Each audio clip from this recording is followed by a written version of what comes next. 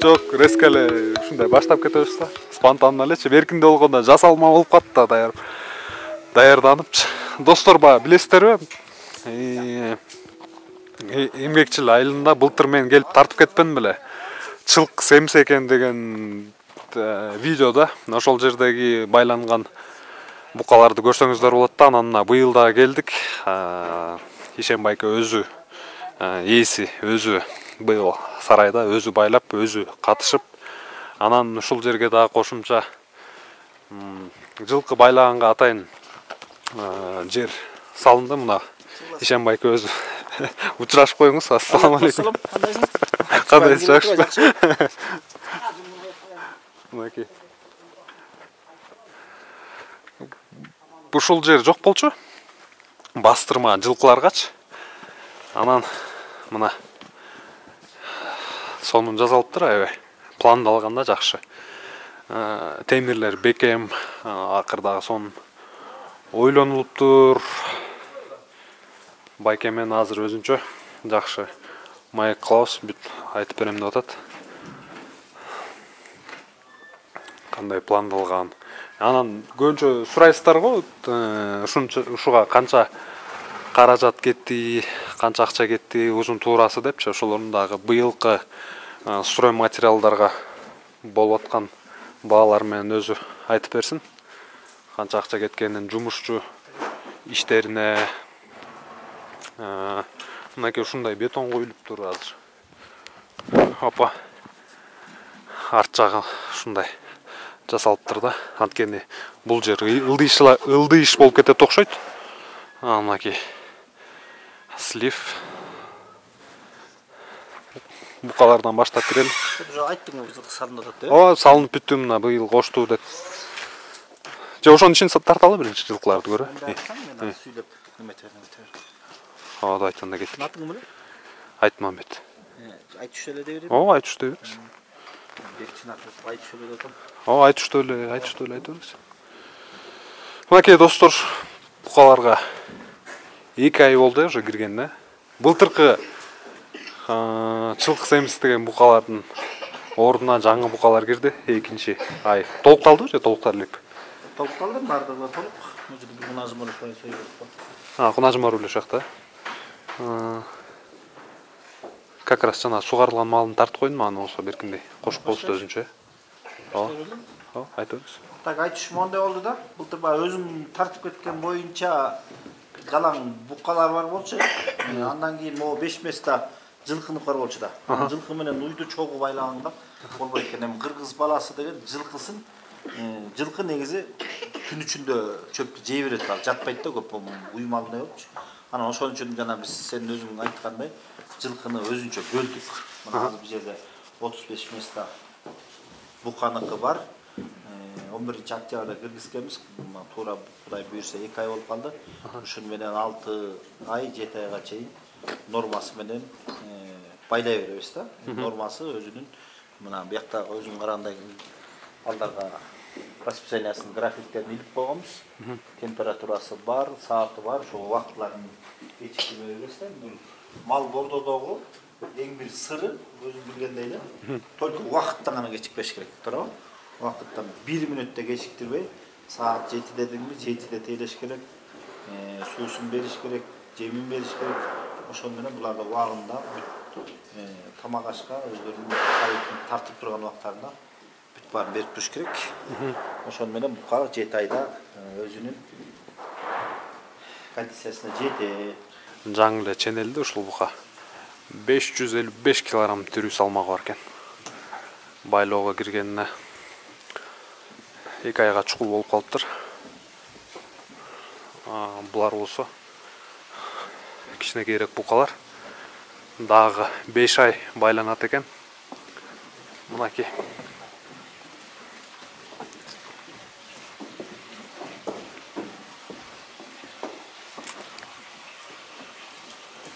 Ушул букаларды эле 7 ай байлап туруп, жалгандай видеодогудай чоп-чоң глейген букалар болуп калат экен да. Ушундай кылып семиртип койсо болот экен. Мына сарайдын несі жакканы ушу бийиктиги жагат да, аябай. Сонун бийик салынган. Мынакей көрүп алсаңыздар болот. Үстү тердебейт да, меники жапыс го негизи. Сугарганда жакты да, жеп жеңил экен аябай, Сугарганда жайкысын өзүнө эле шлангларын кошуп коебуз, анда тоңбойт. Тоңго малга киргенде мына люктан өзүнүн люгу бар бу жерде суу чыккан. Мына шланги менен алып келип турду. Акырга кое берип коебуз. Анан кенен чонон ичет. Азыр эми кышкы сезонго карата бир мал сугарганга өттүк. Жайында болсо күн жылууда 2 мал сугарылат. Эртең 10:30да бир ичет, 4:30да бир ичет.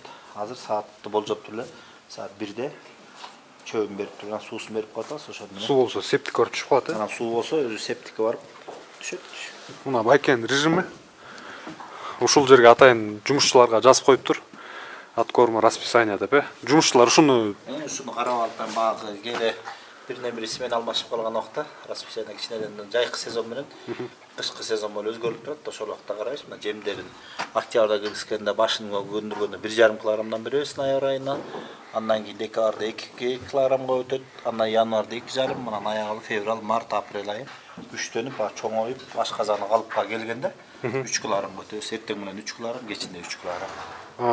Бул ошондо бир эле салынган нормасы экен, бир эле салынган, эртең мененкиси кечкиси. Мына достор көрүңөр, октябрь, ноябрь 1,5 килограмм экен. Эртең мененкиси эле да ошондо 3 килограмм күн сайын жейт экен.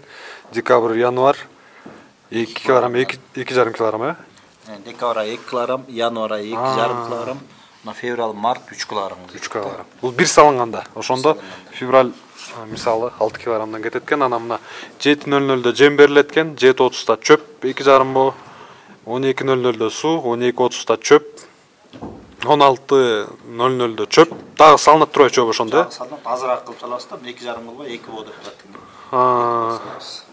Анан 19:00-да жем берилет экен, 19:30да саман. Ошону менен Биякта градусник азыр 0 градустан кичине төмөнүрөөк экен, биртке. Саат 2-ден 35 мүнөт өтүптүр. Экисмен 2 жумушчу иштейт. 15 күн бирөө иштейт, 10 000 сом айлык алат, 15 күн бирөө иштейт, 10 000 сом айлык алат. Жатаканасы тамак аштар бекер. Анан азыр айылдык балдар болгон үчүн алар кечкисин 8ден кийин үйлөрүнө барып жатып келишет.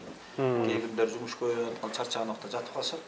Бияктан эле жумушчулар, айылдан эле. Айылдан туугандардын балдарын алабыз, айылдыктарын төлөп беребиз. Өзүбүз кошо көзөмөлдөп турабыз, жемдерин эртең менен кандай өрөт. Эми бука байлагандар билет бул жерден. Булардын да көз карашын карап, кабак кашын карап, кайсынын аппетити жоголду, кайсынын ичи өтүп калды, кайсынын ичи көбөп калды, ошонун баарын бүт нормалдаштырып карап турабыз. Бул бука байлоо оңой иш эмес. Мунун баарын ар бирин жаш баладай кылып тамагын берип, убактысынан кечиктирбей калган, ден соолугун карап турабыз. Ошондон баарынан отурган жана биз 7 айда убактысы менен семирген убагына жетет. Мына мол жерде достор, мен жемди көрүп калдым. Азыр жемди да кененирээк байке түшүндүрүп берет. Жемгананы көрсөтүп, дробилканы көрсөтүп дегендейчи. Жемди болсо 100 килограммга азыр 30 килограмм буудай кошуп корум даярдап атабыз. Илгеркиче биз айтканда камдык корум болот. Арпа жана арпаны адыракма дейбиз. Жана тартып эле кургак беребиз. Мына могу калактын норма, мисалы үчүн могу топ тура суссаң 2 килограмм, 3 килограммдын калагы өзүнчө бар да. Ар биринде өзүнчө калак. Ошо калактар менен норма менен кете берет экен да. Норма менен кете берет. Бар тартиби менен да эч кандай регламенттин графигин бузбайбыз биз. Ошондо гана бука себерет. Ладно. Жылкылардыкын сурайбыз да. Жылкылардыкынчы көбүнчө могу комментарий жазышат да кишилерчи. Канча акча кетти депчи, могу бастырмагачы. Ошонун суммасын айтып коңузчу. Эми биз мындай алганда узун туурасын биринчи айтып туруп, жумушчуларга кеткен акчанан стройматериал общий. Мен биринчи чын жумушчу үчүн өзүбүз бүт эле жалдап жазаттым. Буканыкын жасаганда, букан помещениясы биягы 12 метр, узуну 20 метр да. Анан ушуну биз аябай жакшы сапаттуу кылып жасаганга аракет кылдык. Топо кирпичтен жакшы куйдурдук. Анда сатып келдик. Калган үстүнө тактай кылдык. Тактайдан кийин кара газ жаткызып туруп, анан ылай менен жаткызып туруп, андан кийин темир менен жаптык. Бака жылуу болсун дедик да. Анан кышкысын бизде нарында эми 6 ай суук болот. Мына октябрдан баштап суук, ошон үчүн булардын температурасын жакшы кылалы деп жылуу кылдык дагы ушуну жалпы расчет 1,5 миллион сом кеткен. 1 миллион сом материалына кеткен, ушунун баарын биз жазып эсептеп. Бирок бул жана пандемияга чейинки баалар менен болчу. Пандемияга чейинки былтыр 2019 бүттүк да муну. Ооба. Бүттүк ошол менен 1,5 миллион кеткен. 2 жыл иштеп, быйыл 3-чү кылышты. Быйыл салынса 1,5 миллиондон көбүрөөк кетет, 1,5 миллион көбүрөөк кетпейби? 2,5. 30% кымбаттады. 2,5 болсо да 2 миллион. Ушуга канча кетти ушуга? Андан кийин анан жылкыныкын салдык да. Анан жылкыныкын быйыл салдык. Быйыл 150 миң сом расход болду дагы. 300 миң сом материалына кетти. 450 миң сом менен бүттү. Бүткөндөн могул жери кичине чуңкурураак болуп калып, раствор көбүрөөк кетип калды. Бетонго көп кетип калды. Бетон менен көтөрүп келдик дагы. Негизи аккордчулар билет салганда. Көп эле расход могу астыңкы стяжкасына кетет, анан акырына кетет, могу темирине кетет. Анан жылкыга салкын болсун деп туруп, буга жанаша эле салып дагы. Анан мына 15 местанын жылкынын местасы бар. Анан жылкы салкын болсун жайында дагы жаз күз деп туруп, анан тет ягын каттарын ачып койдук тигине. Биягын темир эле кылып койдук, жеңил реконструкция кылып жаза элечи.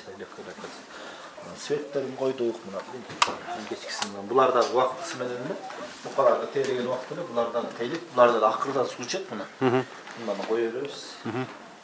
Бирок булардын акырлары бийик башкачараак, Акыры тиги уйдукунан маңдай жагы бийигирээк болот да, мына 80 см, 90 см көтөрөсүң, чөптү чачпай алып келсе, жылк баласы тиштеп эле ар чапчыда болот. Анан калгандар тозоктору, анан ноктолорун бышыктайсың, өрөлөйсүң. Анан буларга деле ошо өзүнүн баягы берген нормасы менен бере бересиң, бирок булар жылкыга кичине уйга караганда көбүрөөк бересиң да, чоң жылкыларда. Чөп такай болобу булардыкы негизи алдында? Жок, өзүнүн графиктер менен эстеме. Жетиде жеми букаларга салганда буларга кошо саласың. Немеси өзүнчө калагы. Толтура салсаң 3 килограмм атат. Ушуну толтура келип алар. Ченелген бул, Булар мына ар бирин өзүбүздүн туш-тушуна коюп койгонбуз, бири-бирине аралашпасын. Пока уйдук өзүнчө, муну өзүнчө болот. Жылкардыкын турбаларын аябай мощный кылып жасап турса бекен. Турбаларын булар жылкы бири-бирин жылкы кыялдап кыргызтайт этмес бул. Кыялдар укмуш болот семирген сайын, ошон үчүн жуулунуп жулкунушат анан. Булар бышыктап, колдон келсе бышык жасаганга аракет кыласың. Будай буйрса биз ойлогондой эле аракетти жасап атабыз анан. Финанс маселеси жакшы болсо, мындан да стандарт кылып жасасаң болот анан. Аз убактылуу бизге чамалуу ушуга жетет.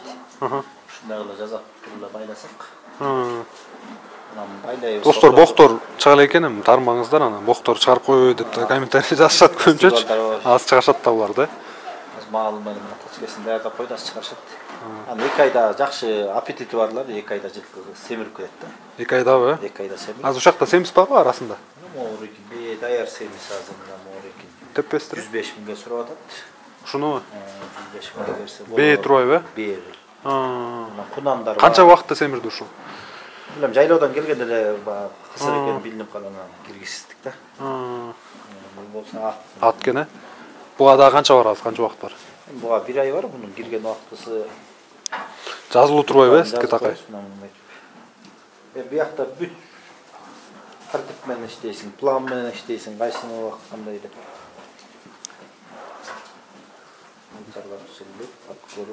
Бир ай, да 1 ай байланса, ушул бышып кетет экен.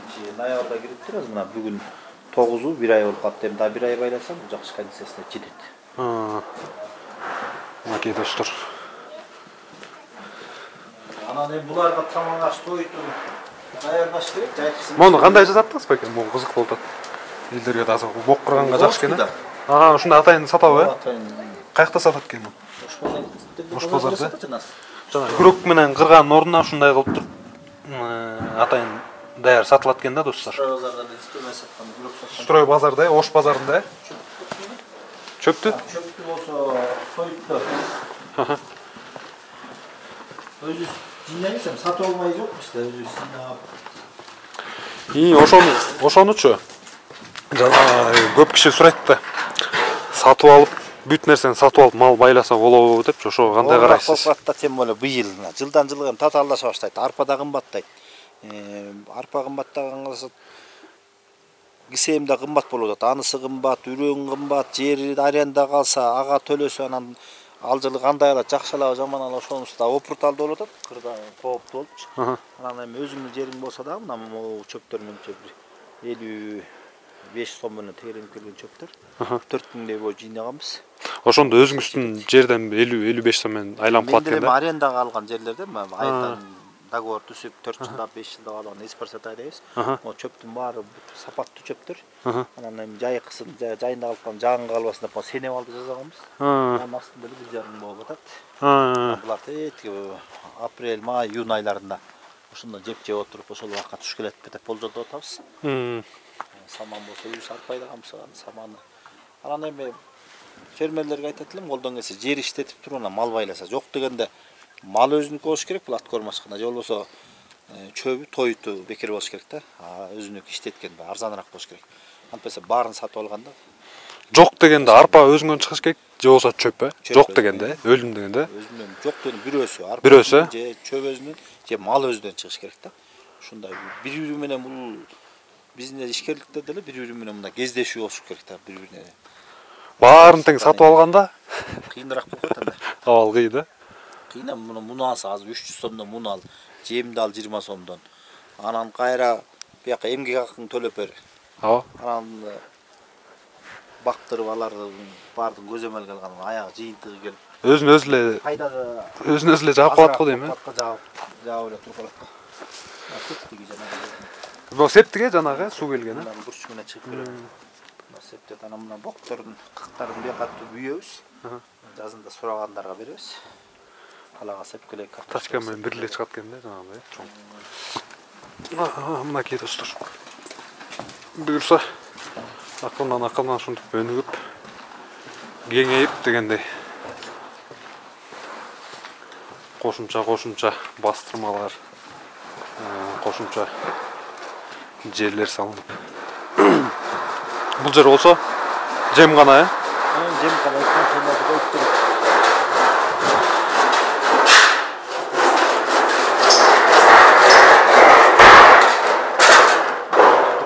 Даярдап туруп эле бияка заготовка кыла беребиз.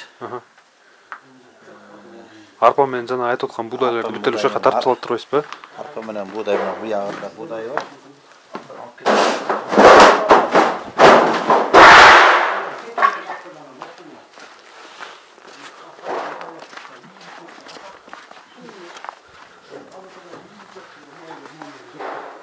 Арпасы буудай бар. Арпасы 100 кг, 30 кг эсептеп тартып даярдап. Жыйнап турабыз буягында. Жемдерди болсо эрте эле даярдап коебуз э. Жемдерди болсо өзүбүз күзүндө даярдап бүт.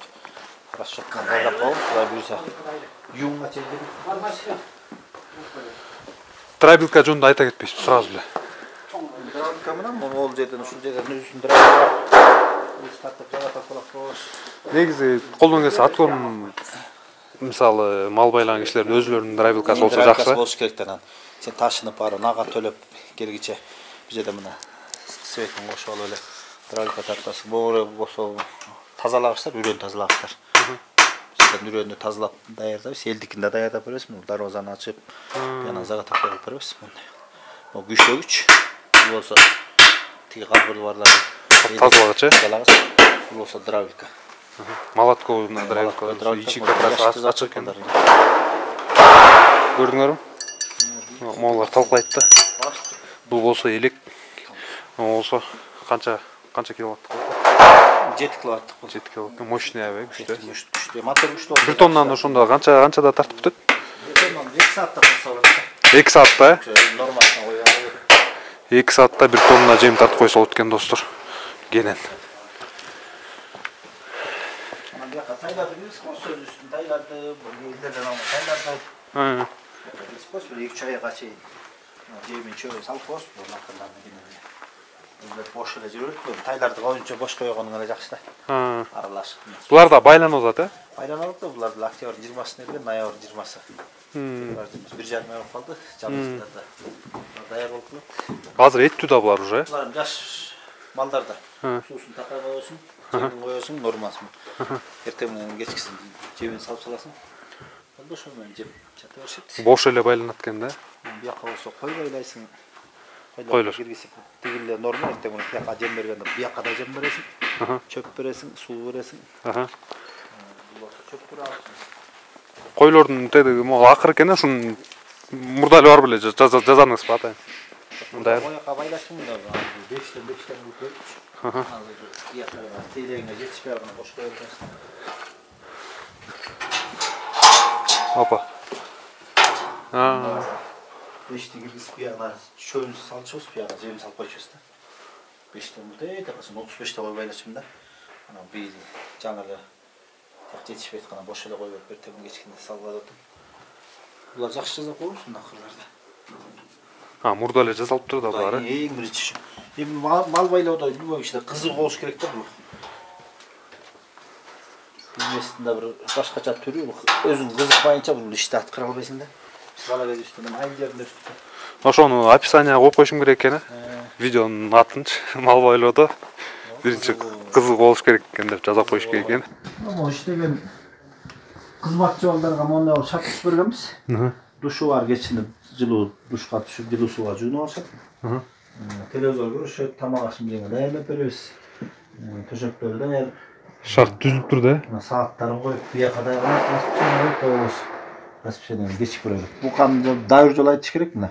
Ең bir sırrı, orçça sekreti bu vaqtısından geçikpеш керек de 1 minut, 5 minutda geçikpеш керек. Ошондо гана малды ас бересиң, жолтуп бересиң. Кеп көп бергенде эмес, вактысы менен берүүдө семирет да малчы. Бүт шарт түзүлүп тур.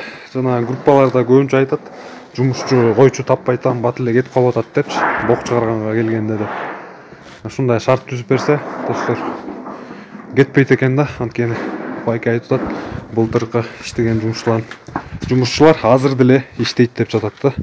Демек, Кудай буйрса эми бир эле сезон менен иштебейбиз, Кудай буйрса мындан конвейер кылып эле жайында дагы жылкыларды даяр кылып, буйларды даяр кылып, койлорду даяр кылып, фермерлик менен ишкерлик кыла алып атабыз азыр. Көп буйрса. Тынымсыз.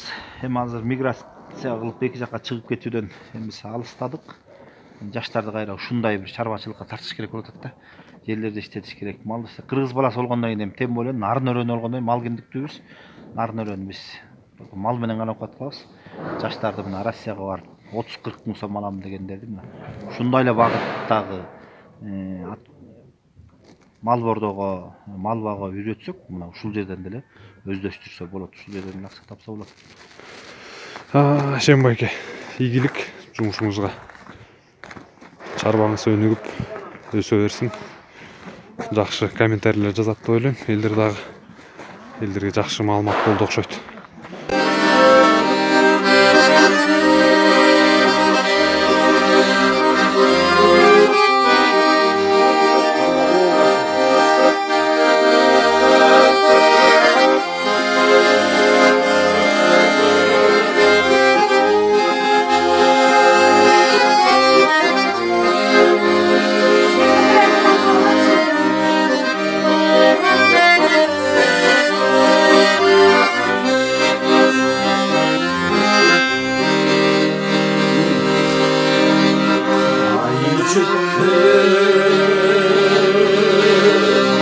Dağları